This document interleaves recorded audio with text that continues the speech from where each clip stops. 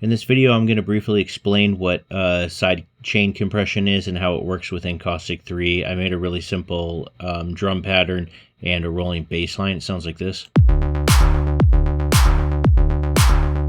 I think it would sound much better if you had kind of a ducking motion with it with a compressor, which you can achieve by doing a sidechain.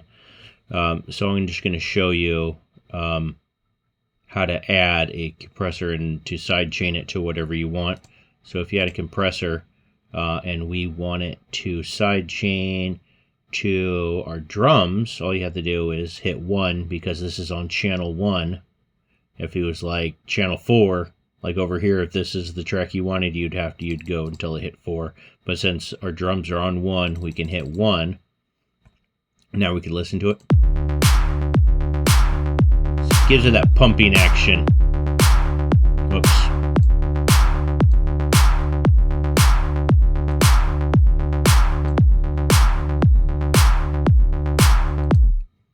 Okay, so the first thing that you need to realize is what is actually happening with a sidechain. So what's happening is the beatbox going to here, and every time this hits, a note hits anywhere, it is triggering the sidechain saying, hey, a note just hit at a certain volume, so this is how much I'm going to compress this track every time this note hits, according to whatever button, the ratio, threshold, all this stuff is on. But the main thing you need to know is when the note hits, how long the note is, and at what volume the note is at. So if I hit play, watch what happens. When the kick hits, so if you go here, it's a kick and a snare on the 2 and the 4. So, and then on the 1 and the 3, it's just a kick. So watch what happens when I hit play. Notice when just the kicks hit, it doesn't compress as much, but when the kick and the snare hits, it compresses more. See how it goes into the yellow? That's because when the kick and the snare hit at the same time, it's louder. It's getting a stronger signal to this. That's why the volume, it has a lot to do with how much compression this is going to do. So watch what happens when I turn up the hi-hats. And this is why sometimes it's not the best to sidechain everything just to your whole drums, because you could be having like a loud like hi-hat with it, and that will be affecting your sidechain. So let's hit play and see what happens. See how it's different? Just took away that pump that we had, and now it's compressing every time the hi-hat hits. And that's why it's not always good to do it to your drums, because say, what if I don't want to turn down my hi-hat? Say I like it at that sound, it's going to mess up your sidechaining. So a good way around this is to create, you could use anything. The easiest way that I've learned is to create a subsynth, turn this to like noise, and then turn this all the way up.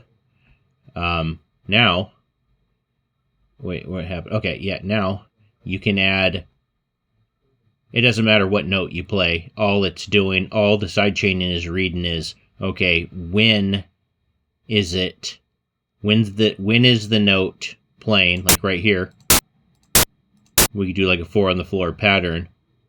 How loud is this, and how long is the note, and when it's triggering. So in this case, it's on every beat of the bar for a 16th note, because we're on 16th notes. So watch what happens when we switch to this. Now go to 3, because the subsynth is on 3, but listen. We don't want that, because now you can hear the noise of the subsynth. So what you want to do is turn it all the way down. Now you can get the effects of the sidechain from the subsynth, and your drums are free to, do whatever they want, and it's not affecting this compressor of the bass line. Now, it's probably going to be pretty gnarly. I'm probably going to have to turn stuff down. Compressing it way too much. And it's good because to turn it all the way up, it's because you could always mess with the ratio and stuff like this. But if the volume's too low and you just crank the ratio, the threshold all the way down, and the attack all the way down, sometimes it's not enough compression.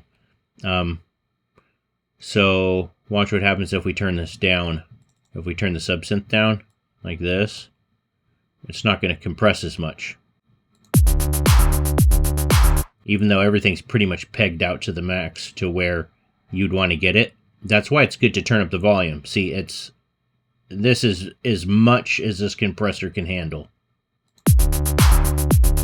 And it's barely making a dent. But if we go back into here and we turn this up, now watch what happens. We can get that big, thick compression, but we could always turn it down.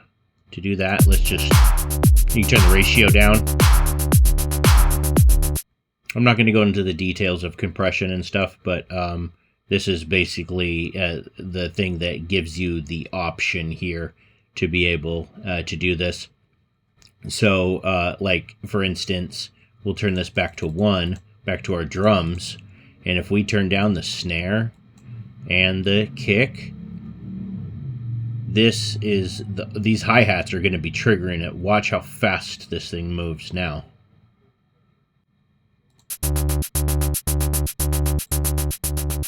See it? Just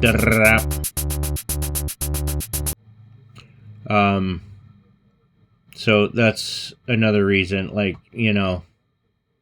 it's doing is reading how loud it is. Once again, like, how loud is the signal, when it hits, and how long it is. So to show you a little bit better, let's actually turn these back up.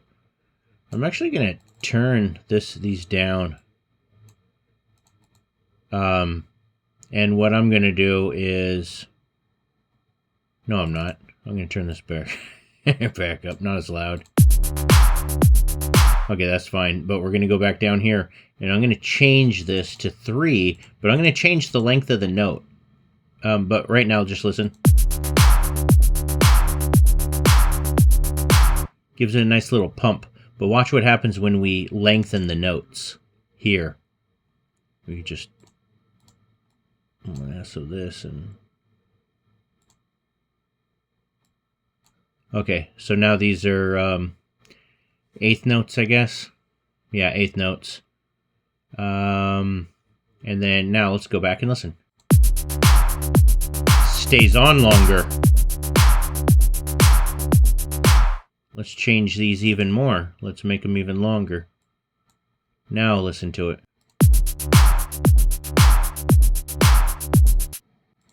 One more time. Let's just make it super long. Okay. There. See? It's just a constant signal. You see that? It's a constant signal. You're not getting that pump because it's telling this compressor to always be on. That's why it's good to, know what length you want your little notes and stuff like that. And then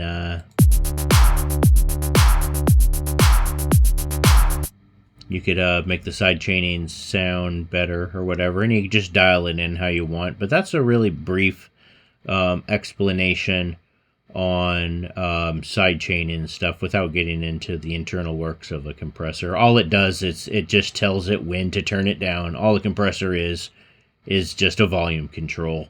But you have different parameters you can mess around with. So that's a real simple, easy way to understand side chaining for you to use in your next project.